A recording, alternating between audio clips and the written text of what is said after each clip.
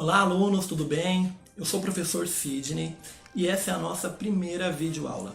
O tema da nossa primeira videoaula é as grandes navegações, ok? Vamos lá para a aula? As grandes navegações, ela marca o contato entre o europeu e o americano. Os europeus, até o ano de 1492, desconheciam que existia o continente americano. Então eles não sabiam da existência do continente americano. Portugal, Espanha, França, Inglaterra não sabia da existência dos povos indígenas aqui da América. Eles não sabiam da existência da América. Eles conheciam apenas a Europa, a Ásia e a África. Só que naquele período existia algo muito valioso, que eram as especiarias. Temperos, frutas, caules, raízes, que tinham sabor, um aroma bem marcante. Essas especiarias eram usadas desde para temperar carne e fazer chá, era usada para inúmeras coisas. E ela tinha um valor muito alto na Europa. Só que essas especiarias elas vinham de lá da China, de lá da Índia. Os europeus chamavam aquela região de Índias, então as especiarias vinham das Índias. Quem controlava esse comércio eram os italianos. E os italianos cobravam um valor muito alto por essas especiarias. Os comerciantes portugueses, espanhóis, tinham que pagar um valor alto para os italianos. E aí tinha que cobrar um valor mais alto ainda para revender e conseguir lucro. E o que esses comerciantes queriam? Esses comerciantes, esses burgueses, esses banqueiros, eles queriam encontrar um novo caminho para as Índias. Para eles controlarem essa rota. Porque quem controla uma rota comercial ganha muito dinheiro com isso. Então, esses burgueses, esses ricos aí da Espanha, de Portugal, da Europa, queriam encontrar um novo caminho e quebrar o monopólio dos italianos. Monopólio, a exclusividade, porque só os italianos compravam e vendiam as especiarias, né? No atacado. Então, esses burgueses, juntamente com os reis, porque os reis queriam encontrar novos territórios e aumentar os seus impérios, e juntamente com a Igreja Católica tinha um poder muito grande nessa época. Quem questionasse a Igreja Católica era jogado na fogueira. E a Igreja Católica queria arrebatar novos fiéis dos novos territórios conquistados. Então eles se uniram e resolveram financiar, apoiar as grandes navegações. Alguns aventureiros, alguns conquistadores se propuseram a essa missão.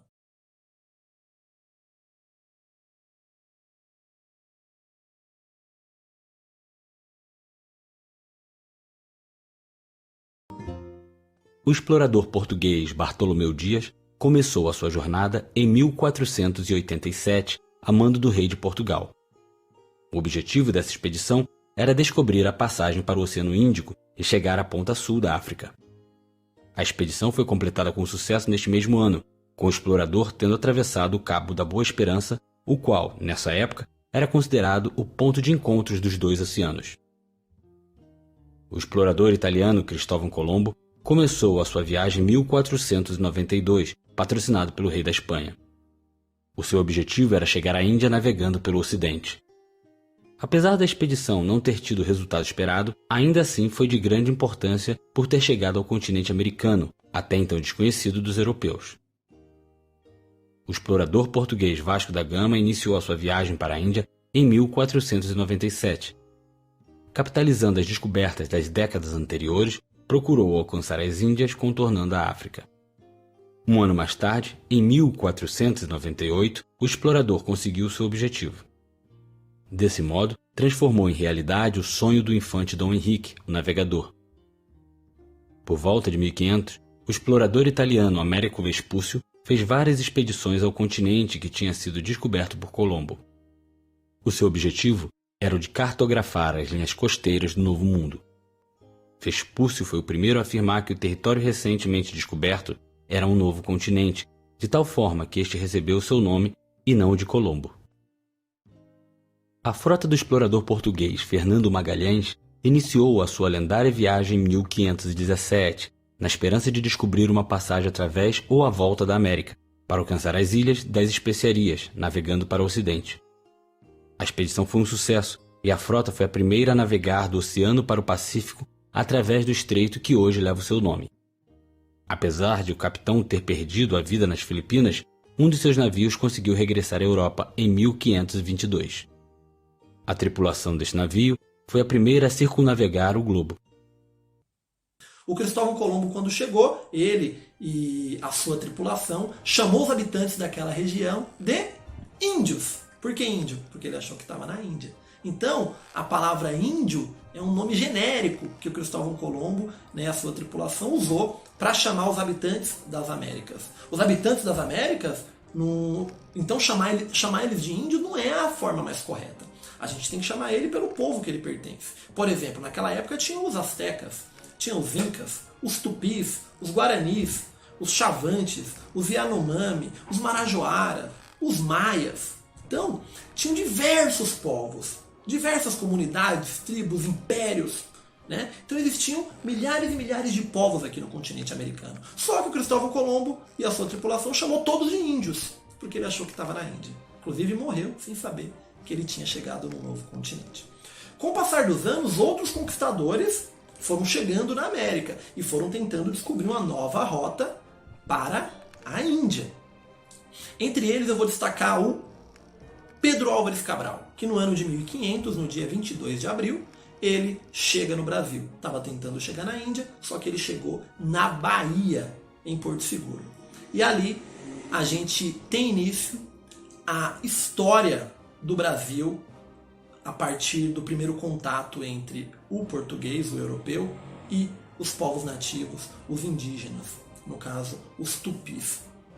E esse momento vai marcar para sempre a história tanto dos europeus quanto dos americanos. Porque o mundo não vai ser mais o mesmo. Esse contato, essa troca, a troca de experiências, a troca de produtos, né? Quando uma pessoa tem contato com a outra, ela já começa automaticamente a aprender com a outra. E a gente está falando de um contato que teve essa troca de aprendizado, mas também teve muito conflito, teve muita guerra, teve muita morte. Os indígenas, os povos nativos aqui da América, eles não tinham resistência para muitas doenças que os europeus trouxeram.